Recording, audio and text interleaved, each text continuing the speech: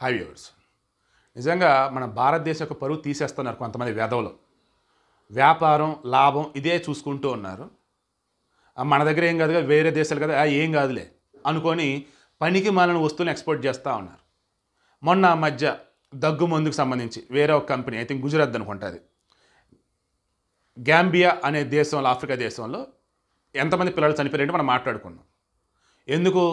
దానిలో ఉండాల్సినటువంటి కెమికల్స్ ఏవైతే ఉన్నాయో అవి హానికరమైనవి, యాక్చువల్గా ఉండకూడదు ఆ కాంపోనెంట్స్, బట్ అవి ఉన్నాయి. పిల్లలు అక్కడ సైడ్ ఎఫెక్ట్లో చనిపోయారు. గాంబియా దగ్గుమంది ఇష్యూ మరొక మంది, ఇప్పుడు ఉజ్బెకిస్తాన్లో 18 మంది మరణించారు. ఈ 18 మంది మరణించిన కారణం ఎవరు? నోయిడాలో ఉన్నటువంటి మారియన్ బయోటెక్ కంపెనీ డాక్1 మ్యాక్స్ అని చెప్పేసి ఒక దగ్గుమందు, ఈ దగ్గుమందు తాగి వాళ్ళు సైడ్ ఎఫెక్ట్స్ వచ్చి చనిపోయారు. ఈ విషయాన్ని ఉజ్బెకిస్తాన్కి చెందినటువంటి వాళ్ళు అఫీషియల్గా ప్రకటించారు. దీని మీద డీటెయిల్స్ తెలుసుకుందని చెప్పేసి మన దేశం ఉన్నటువంటి కొంతమంది జర్నలిస్ట్ గ్రూప్స్ వచ్చేసి, పేపర్ వాళ్ళు కానీ మీడియా వాళ్ళు కానీ వాళ్ళని అప్రోచ్ అయినారట. ఎవరిని? ఈ మారియన్ బయోటెక్ వాళ్ళు. అయితే రెస్పాండ్ అయితే ఇవ్వాలి. సో బట్ మనకు అందుతున్న సమాచారం మేరకు ఈ ఉజ్బెకిస్తాన్లో ఏ దగ్గు మంది అయితే తాగి పిల్లలు చనిపోయి అందులో అసలు ఏం కాంపోనెంట్స్ ఏంటి చెక్ చేస్తే నిజంగా షాకింగ్ అండి. చాలా చాలా బాధాకరం. మరి ఇంత దారుణంగా ఎలా వ్యవహరిస్తారో తెలియదు. అందులో ఎథిలిన్ గ్లైకాల్ అని చెప్పేసి ఉంది. ఈ ఎథిలిన్ గ్లైకాల్ ఇది వచ్చేసి ఏంటి? ఇండస్ట్రియల్ పర్పస్, పారిశ్రామిక అవసరాల నిమిత్తం గ్లిజరిన్ వాడతారు. ఆ గ్లిజరిన్లో ఉండేది ఈ ఎథిలిన్ గ్లైకాల్.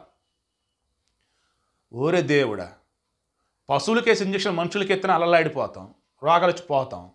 అసలు అది ఇండస్ట్రీ మెషిన్స్కి సంబంధించి యూజ్ చేసే కెమికల్స్ని తీసుకొచ్చి మనుషులకి, అది కూడా పసిపిల్లలకి వాడితే ఎంత దారుణం అండి అసలు. అండ్ మళ్ళీ ఆ మందు వచ్చేసి ఈ ఏదైతే ఉండదో ఈ డాక్1 మ్యాక్స్ మళ్ళీ మన ఇండియాలో లేదు, విదేశాలకి ఎక్స్పోర్ట్. మళ్ళీ అందులో ఉన్నది ఏంటంటే ఇండస్ట్రియల్ పర్పస్ వాడే గ్లిజరైన్లో వాడే ఎథిలిన్ గ్లైకాల్ ఉంది. ఎంత దారుణం అండి. ఖచ్చితంగా మన భారతదేశ ప్రభుత్వం దీని మీద చర్యలు తీసుకోవాలి.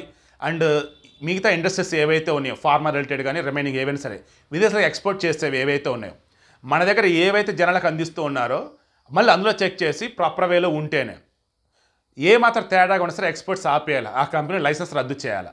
నిజంగా చాలా చాలా బాధాకరం.